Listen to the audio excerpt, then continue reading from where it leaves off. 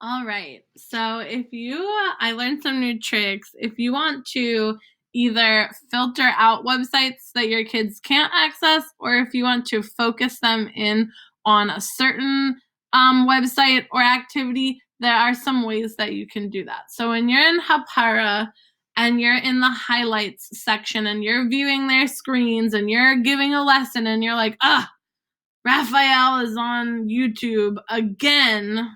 I'm not even sure he is. I'll use Joel. Joel's on YouTube again.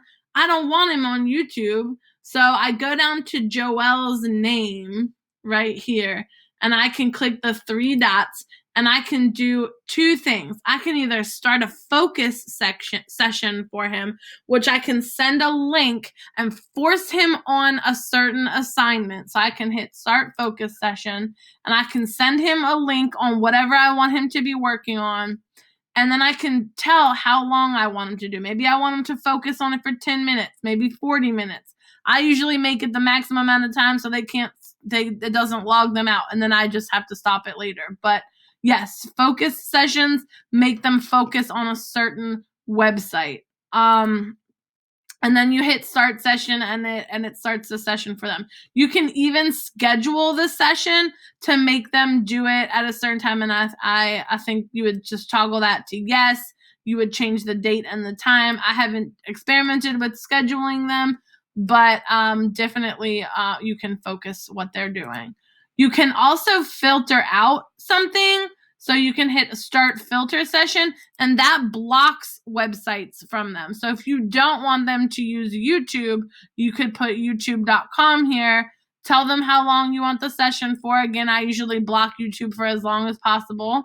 And you can also schedule this one as well. And then it would hit start session, and the students would be either filtered or focused based on what you're wanting them to do.